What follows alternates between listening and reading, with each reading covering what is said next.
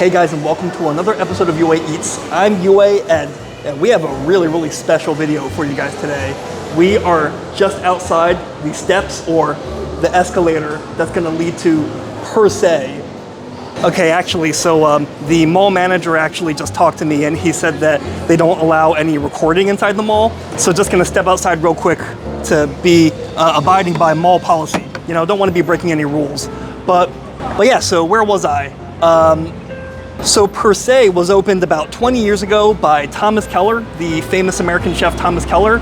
Now, Thomas Keller was famous for being the chef at the French Laundry, a 3 Michelin star restaurant in California regarded by many people as one of, if not the best restaurant in the whole world. And then he came here to New York and opened Per Se. But anyways, while the French Laundry may be Thomas Keller's most famous flagship, Per Se is not far behind.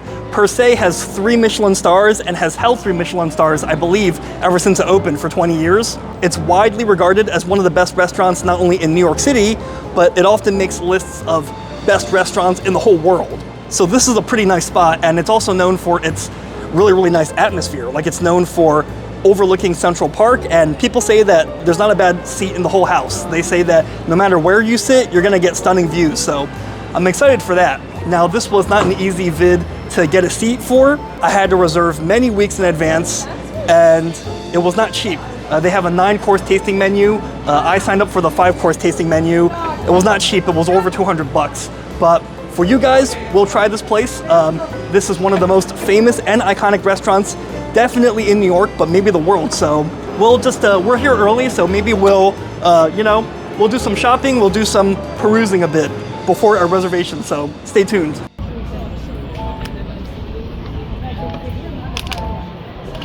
Okay, so we are now here inside Per Se, and we paid for the 5-course tasting menu, and we also paid for the salon menu, which is cheaper. The dining hall is more expensive. You definitely get what you pay for in this case, and even paying quite a bit. The salon is mostly sitting on some couches, although you do have a nice view of Central Park, although you can't really see much. You kind of just see a bunch of trees. I feel like this is more beautiful in the fall time with the changing leaves. It definitely feels a little bit more casual sitting on a couch. It's like I'm hanging at home watching TV. Sure would be nice to be in that dining room, but I get it, First of all, I'm not made of money. Second of all, this channel's all about the everyman experience, so I know most people are gonna pick the cheaper option. Since 260 bucks, it's a lot of green, so now you know what the salon seating arrangement is like. So anyways, recommend her Sushi is one of our familiar. So the 2 of us would be here for the most part. Okay, we'll start with that. Thank you. And then I'll come back with the menu. But while you're settling in, may I also bring some still or perhaps sparkling water? Still water is good. Thank you.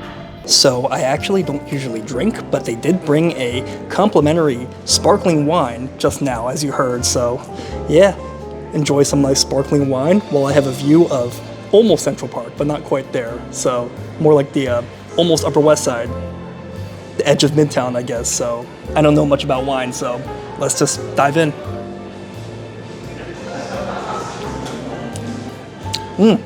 Now the wine has a really strong flavor, but not strong like it's super alcoholic. The flavor of the grapes are strong, and I actually don't know how to hold wine like this. Not like this, right? I presume like this, but it is just super bubbly. It's so sparkly as well. The flavor of the grapes, pretty strong in that wine. It's pretty sweet as well, but not too strong, almost too sweet, but not quite there. And it's so bubbly, so sparkly. It's almost as sparkly as sparkling water, LaCroix or something, but in wine, so I dig it. They actually, that was a complimentary glass, but they actually also brought an iPad, which showcases their further wine selection, but won't need this since I don't really drink too much. So this is the Per Se menu, and then they have more libations, more alcohol here if you want them, cocktails and things like that. But I'm not a big drinker, so we're gonna steer away from this. And this is the prefix 265, the salon tasting menu, the 5-course tasting menu. So he said these two might have shellfish, so either the sashimi or an oyster, but they can sub out the oyster for mushrooms. So I might do sashimi because I'm a big sushi fan. carrots or pastrami with foie gras. And you guys know me, I can't turn down pastrami when I see it. So let's give Thomas Keller's take on pastrami a try. Then butter. Interesting that butter does not come in the beginning, but midway through the meal. And lubina, is this fish? I'm not sure. I guess we'll find out. And Elysian Fields, he explained it. It's escaping me what this is, but we'll try that as well. Yeah, we'll just find out what it is when it gets here. And then, oh no, this is another two choices. So Wagyu, we gotta go with, steak. We got steak. And we got pastrami, two of my favorite things. So Wagyu, let's give this a shot. And then desserts. So all for $2.65. So let's order. Yeah, I think I'm ready. So this is sashimi, right? Yes. So I will do that. And then I will go with the pastrami. And then bread and butter. And then a lubina, this is a fish, was it? Yes. All right, so I'll go with that. Remind me again, what was this Elysian Fields? What was this again? So the cut itself is lamb. Lamb, So okay. that's what the saw is the saddle of lamb. Oh, but this Wagyu is an extra $135. Exactly. Oh. And then the sashimi also carries a supplement. Oh. Like that as well. So if you want to do we do the sashimi or supplement. If not, like we'll do the oyster and this because the oyster and is like for me is one of the classic dish, but we'll make adjustment with the oyster and with the oyster mushroom. But we're gonna still with the serving of the caviar alongside to it. No, it's okay. I'll do the supplement for the sashimi. Sashimi? Yeah, Okay. I like sushi. So and then I'll do the lamb. Yes, the wagyu is on supplement, but if you prefer have like other cuts than lamb, like I have a different cut of beef.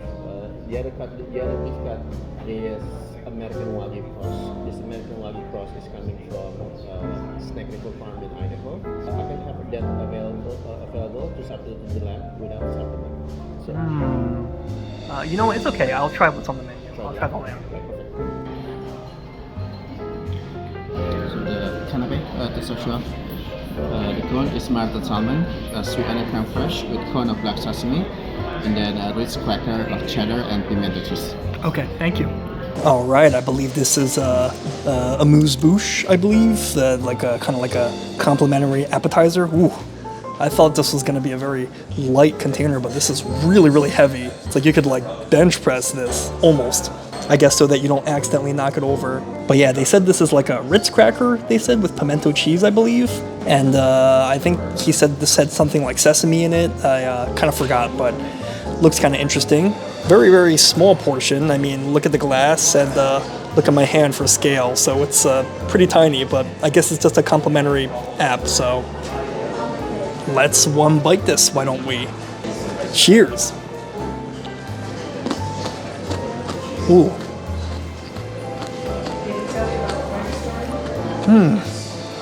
Wow. Okay, so it was small, but it was huge on flavor. I regret making fun of it because, okay, the outside kind of just tastes like a normal cracker, but the inside, the filling, like it's a little spicy, it's savory. I can't put my finger on it. Like, I definitely taste that pimento cheese, but I also taste kind of like almost like a tomato flavor. Almost like sun-dried tomato, maybe, maybe not. But next, the very heavy base and the very light. Ooh, what is this? It's like an edible pencil. It's like a pen that you sign your initials on or something. But this sesame, what is this, a sesame Cheeto or something? Let's try it. It's like a savory ice cream cone.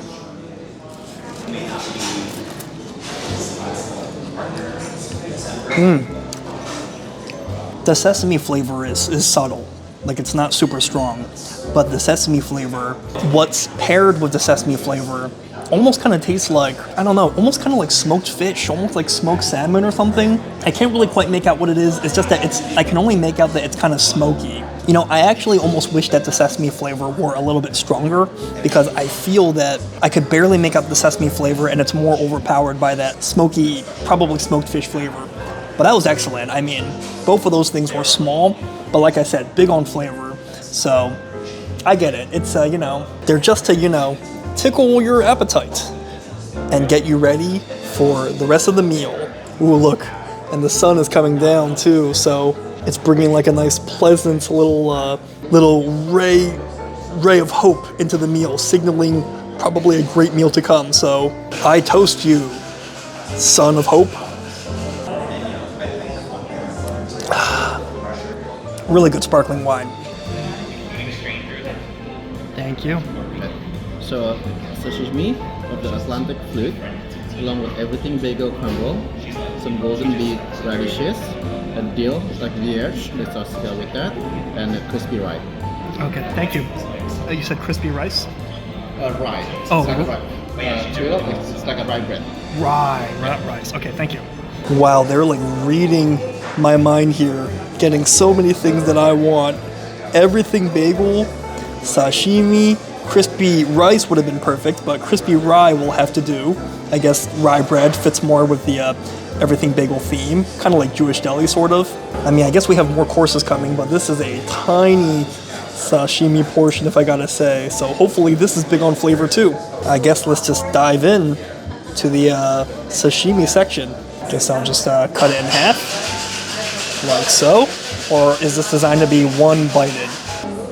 I think this is a one-bite candidate. All right.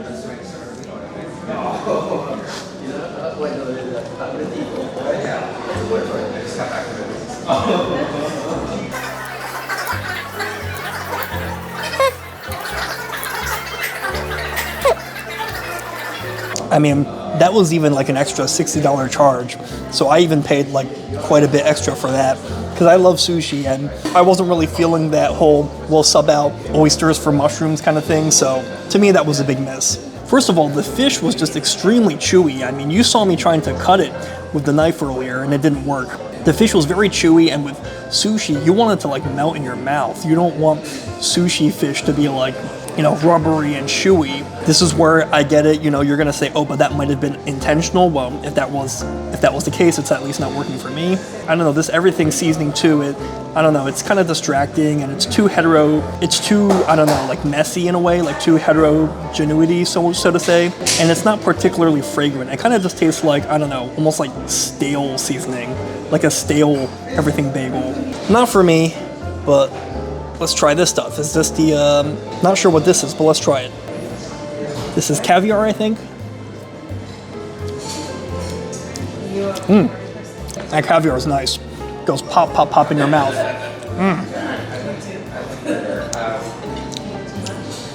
Ooh.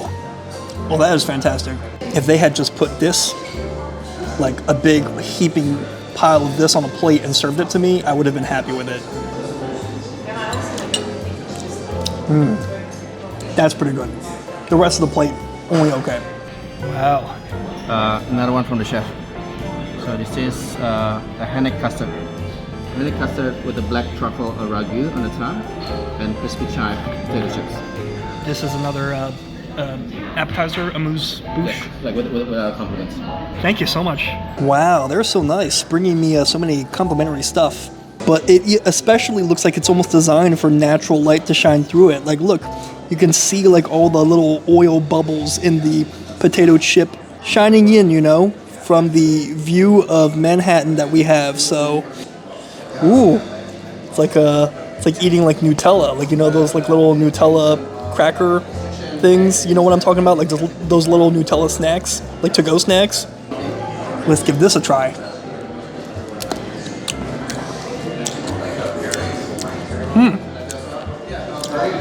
Ooh, oh, it kind of tastes like a beef stew, like kind of like a beef bourguignon, or like a Taiwanese braised beef noodle soup. Wow, that is fantastic. It's like a hot cocoa, but like beef stew flavored. And look at all the stuff on the inside. Wow, let's try this.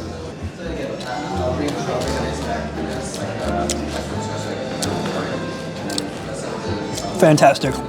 It looks beautiful and delicate. It tastes great too. Best of both worlds. This one kind of like redeemed the last one. Although now that I don't have the chip, how am I going to eat it? I feel like the spoon is almost too big for it. I actually wonder how they were able to cut this egg and fit all this inside and then not break the eggshell. These people, guys, masters at their craft. I was able to extract the inside, and now it almost resembles like tofu. You know, like, I'm a big fan of Korean tofu soup. like the sundubu jjigae, and it's kind of like that, but with French flavors, not Korean. Okay, yeah, that's definitely like steamed egg. While the steamed egg is obviously nice, like it's creamy, I feel like it almost kind of masks like the flavor of like the sauce, like the beef stew on the inside. The egg is a little bland, if I can be honest, but the sauce is fantastic, so definitely gonna mop up this part with the sauce. And then chase the sauce with more egg. Fantastic. The sauce carried the whole thing.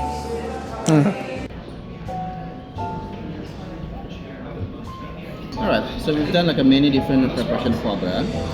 This is what we call pastrami. So it's like a log of a foie gras torchon, grind, roll, and that's it with pastrami seasoning. Well, this is it.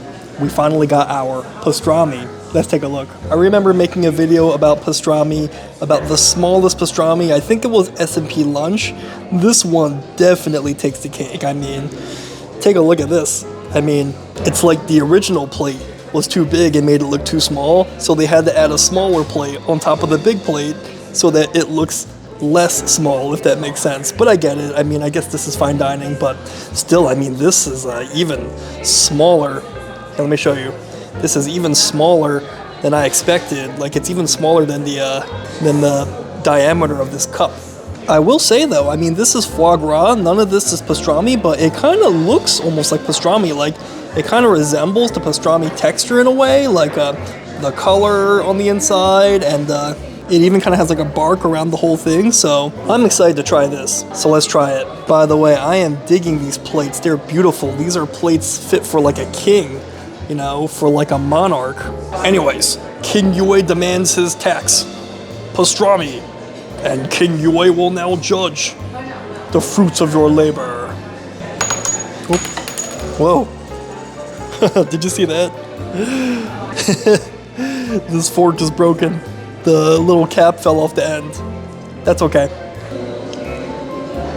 Off with your head for that fork offense. No, I'm just kidding. Anyways, let's try this pastrami.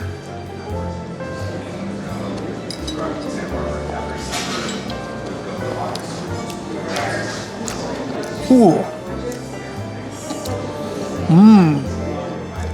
Ooh, that was very, very, very nice. You know, it does taste like pastrami. I now see why they called it that. Because it kind of has like that smokiness from pastrami. It has that smokiness. You do kind of taste like some of that, look at how smooth it is. You do kind of taste like that, you know, bark on the outside, that spiced bark, of what I presume is black pepper, which would be traditional in pastrami, but this is anything but a traditional dish. And the foie gras is like so silky smooth. Like, it's almost like you're eating like pastrami flavored butter, like pastrami flavored foie gras. And I'm really, really digging it. Let's try it with this sauce. Ooh, it's like a jam, or is it a ketchup? Looks more like jam to me. I can see the thumbnail now for this video. Per se pastrami, better than Katz's? Just kidding.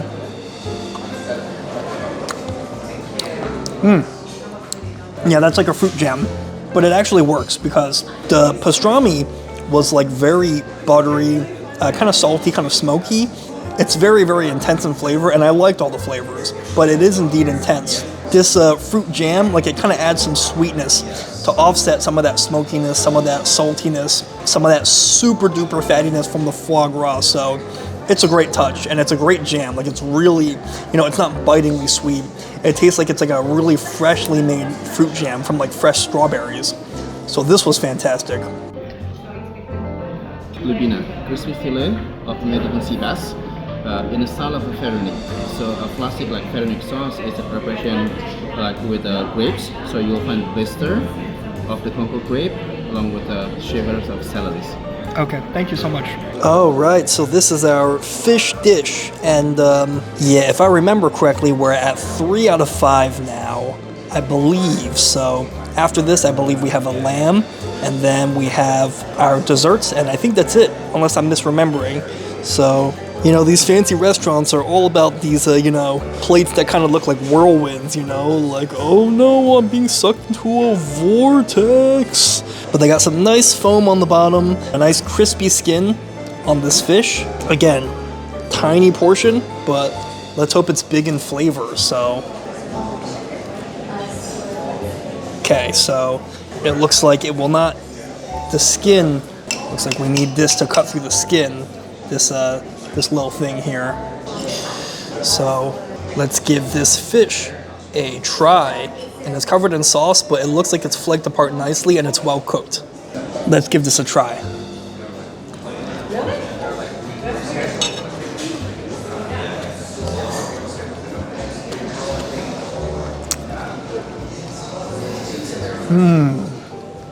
Oh, that is fantastic. Really, really, really good. Beautifully cooked piece of fish. I mean, that's like perfectly cooked. The skin on this guy is just perfectly crispy, perfectly crunchy and flaky without tasting burnt or like too much like a chip. The inside of this fish is cooked well as well. I mean, just look. I stabbed it and it's already flaking apart. So the fish is cooked perfectly. The sauce is subtle as well. It's a nice touch. I guess I will say that this is a nice piece of fish. It's a very well cooked piece of fish, but I would say that the flavor is not really anything memorable or spectacular, if I can be honest. Like, it's almost beautiful in its simplicity. Like, it's beautiful in that it's got crispy skin, it's perfectly cooked on the inside, and this sauce is nice and subtle, so it doesn't cover any of it up. But I guess I just feel like for white fishes like this, you kind of need some more oomph, because kind of like chicken is kind of like a blank slate when it comes to protein. I feel like things like beef, you can let the natural flavor stand on its own, but I don't know, I feel like for a white fish, you want like a stronger sauce. It's very well cooked, but I do believe that even if you go to a great home chef's home for dinner, he or she probably could make this if they're just really experienced at cooking fish. So I think the skill involved in making this is fantastic. Like, I think the skill of the chef preparing this, very, very highly skilled. But the flavor though, not very memorable, not really something that you go out to a restaurant for, I feel like.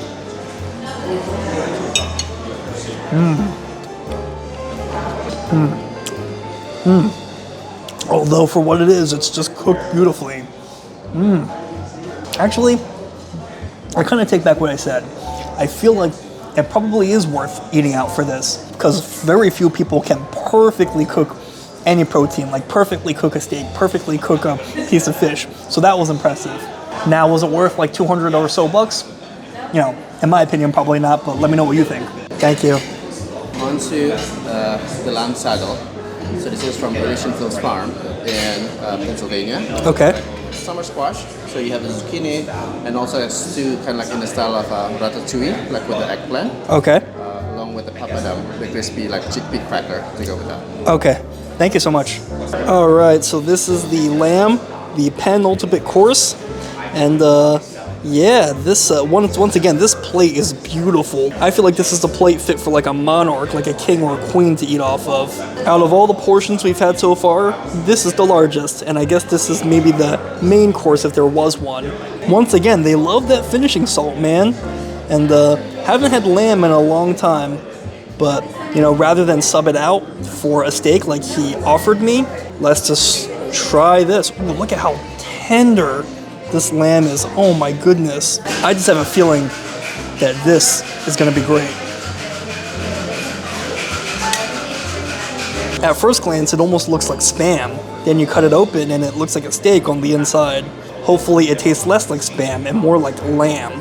Bon appetit.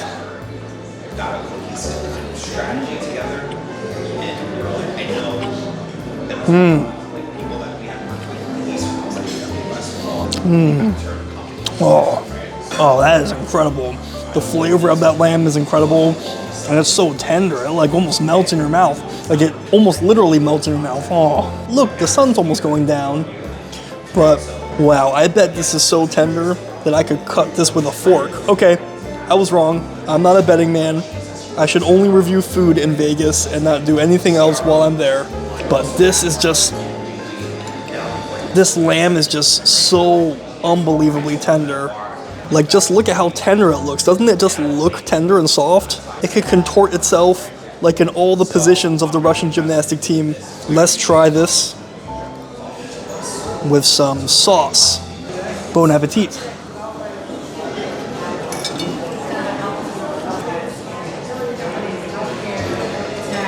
The sauce is kind of too strong, I think. I don't know. It almost has like a slight too smoky, like almost like it's way too smoky. It almost kind of tastes like liquid smoke. This sauce though, paired with this lamb, like it kind of covers up the delicious taste of the meat of the lamb. Like the flavor of the meat in this lamb is just fantastic.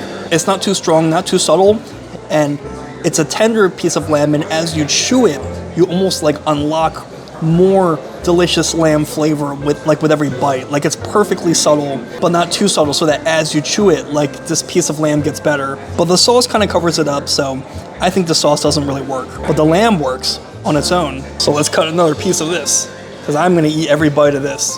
Wow.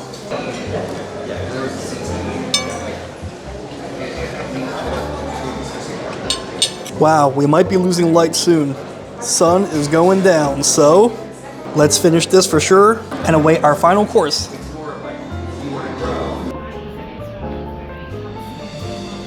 Strawberry fruit, ice cream, chocolate with the chef's selection.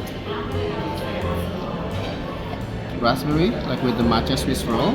Okay. Chocolate sorbet, the whole set in a way of chocolate s'mores. So you'll find all this component of s'mores. You have the marshmallow, brulee, and also the crumble, which is the graham cracker. The coffee like semi-frozen cappuccino. Okay. You have some donuts. So the two together, what we call coffee and donuts. Oh, okay. That's right. So And this is like the coffee here? almost like coffee ice cream. Coffee ice cream? Like a semi-frozen. Okay. Nanaimo, which is a take of a chocolate candy bar with a biscuit at the bottom, custard cream, and coconut flakes. Some assortment of macarons, candies, and hazelnut.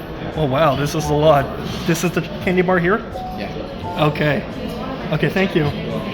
Wow, look at this. Our dessert selection has come, and I did not expect the dessert to be this big. If you eat here, 100% leave room for dessert. Like literally. I don't know if I'll be able to eat all these desserts, but I will certainly try. So they got donuts here, and frozen coffee, I think is what he said. Some macarons and things like that. Sorbet. He said this is a take on a candy bar. And I'm going to be honest, I completely forget what that was. But I heard that like Thomas Keller with Per Se, I heard that he wanted it to not have a pretentious feel. Like he wanted these everyday items at the end, like the candy bar and the coffee with donuts. I heard that he wanted them to be really elevated. So first though, let's do the sorbet. Don't want this to melt, Get it with some of the graham cracker. And whoa.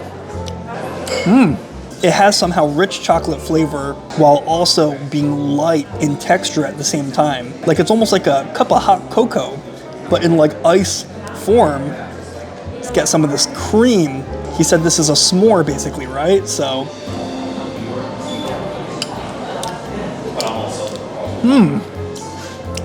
Like the graham cracker, it's kind of like salty. And that's something that's always missing from s'mores, right? Like you get that crunch from both the candy bar and from the graham cracker, and you get that marshmallow, but you're just missing some like seasoning, some salt on top. And in this case, Thomas Keller added that here. He really salted this so it tastes good. I really dig this. This is really like a ice cream s'more. The only thing is that because the ice cream is so cold, it doesn't quite taste like a s'more in that regard. Like, I feel like a big component of a s'more is that s'mores are pretty warm, just naturally. Like the chocolate and the marshmallow are supposed to taste kind of melty. And because this is ice cream, it's kind of like the opposite of a s'more in temperature, if that makes sense. But you know what? It may not be a s'more, but it's like a s'more flavored ice cream. So if I'm not too strict in what I want, not bad. Coffee and donuts time. Now this is like a iced coffee, I think is what he said. Yeah, look. It's like it's like an ice cream. I guess I thought it was like iced coffee, like it was like a cold beverage, but no, this is another ice cream. So I guess I better hit the gym soon because I'm eating a ton of ice cream in this meal.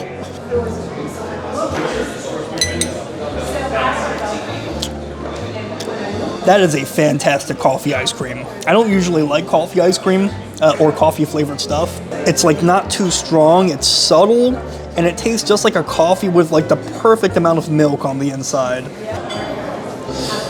And a donut, coffee and donuts after all. Let's see how this is.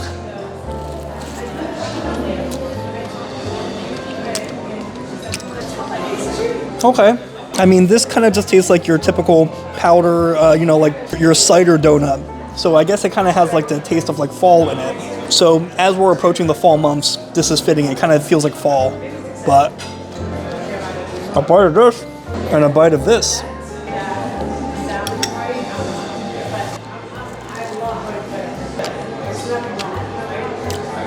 In my opinion, this coffee ice cream is quite nice. The donut's good too, although it kind of just tastes like an average, you know, sugary powdered, you know, donut, if I can be honest. It does, of course, go with the coffee, you know, because coffee and donuts, but I would say it's not the best match. I feel like, I don't know, ice cream with a donut, it's a little bit too rich. I feel like you want that like difference in temperature, like you want like a hot coffee with like a sugary donut. I think that kind of offsets more, especially the caffeine in the coffee. But that's just my take. Yeah, I was actually told that he said this is an assortment, so I guess I'm not supposed to eat the whole thing. I'm just supposed to take a bite of each. Oops, I guess I missed the memo. Take a bite of this candy bar, as he called it. Candy bar.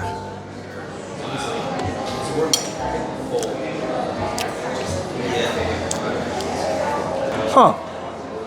I think they're kind of going for like a Snickers bar in particular. I think it could use a little bit more chocolate to taste more candy bar-like. Like this chocolate is quite heavy, and this, you know, this white part. Sorry, I'm having a little bit of brain fog from all the sweets, but this part is a little bit too contrasting in flavor. I think if I don't know, the whole thing were more chocolatey, more heavy, it would capture more of the candy bar feel. We're gonna share final thoughts outside, but I got a lot to say, so stay tuned. All right, guys, so I just finished eating at Per Se, and I know they did this for James Andrews at the end of his video, but for me too, they actually invited me into the kitchen for a tour of their kitchen and their behind the scenes space, and it was really, really cool. I mean, I was not allowed to take any video except for of their screen, which is a live video of the French Laundry, like their sister restaurant, but I was allowed to take pictures, so that was pretty cool. And you know, I got a tour of the back of house, possibly because I'm a content creator, but I mean, that also says something about the place. I mean, not everywhere is friendly to content creators, especially really fancy places, so that kind of says a lot. By the way, James Andrews' video of Per Se is excellent. I mean, that guy has like next level cinematography, so I highly recommend you check out his video on Per Se after watching mine. But all in all though, Per Se was a pretty cool experience. Actually, let me show you real quick before I lose the light. But I'm even leaving with a little goodie bag. You know, not this water. This water I brought from outside originally, but as they typically do, I hear, with people who eat here, I got a customized menu of everything that I ordered here to remember this occasion. And all my leftovers were also so cutely packaged. They packed me some of the other chocolates that I wasn't able to finish, literally wrapped with a bow, so gotta hit the gym for a bit, but I'm definitely gonna be slowly eating these throughout the week. But guys, I guess my take on Per Se though, you know, aside from the service and, you know, all the little extra bells and whistles and things like that, if I'm just gonna focus on the food alone, you know, I felt like it was kind of up and down for the most part. I felt like there were some things that I really, really enjoyed. Other things, it kind of depended. I think some things were better than others. The desserts were cool though. I feel like if you eat here, I mean, you're really eating here for the assortment of desserts. So I wish I knew in advance to, you know, only eat a little bit of each and then save the rest for leftovers, because I was trying to finish the whole thing. I thought this was gonna be the only time I would get to eat this stuff, but you know, take it from me. Just eat a little bit of those desserts, maybe focus on like the ice cream, something that you can't take to go, and take to go whatever you can't finish. It was very expensive. I know they included service charge, although service was so good that I still left a tip anyways. But even with the service fee included, I felt like it was pretty expensive, and just based upon the food alone, like the taste of the food alone, I'm not sure if it was worth like 300 or so bucks. I felt that the view of Central Park, which a lot of people say is the biggest draw of the place, I felt like the view was not as impressive as I was expecting. You know, it kind of just looked like a bunch of trees. All in all though, I felt like the overall experience was kind of cool. The goodie bag and everything. The staff there, they really go above and beyond to make your time worthwhile. So if you think that's worth 200 or so bucks, then yeah, I mean, it's up to you. But I will say one more thing is that the salon seating, I'm still kind of having mixed feelings about, because on one hand, I liked that it was really, you know, relaxing and it really made it feel like a really casual vibe. But on the other hand, you're spending like hundreds of bucks. It did feel a little too casual at times. I feel like you're spending that much money, you kind of want something a little bit more formal. So I don't know, that might just be me. But anyways, those are my thoughts. Have you been to Per Se before? What do you think about it? And do you think Per Se is worth it? Do you think it's worth the hype? Do you think it's worth the money? And what do you think of the food or the service and the general experience? Let me know in the comments, because great minds eat alike. And as always, if you like my vids, like and subscribe. That way you stay up to date whenever I post another video. And we have completely lost the light. It's so dark now. So let's, you know, head back home and hit the road. So until next time, I'll see you later.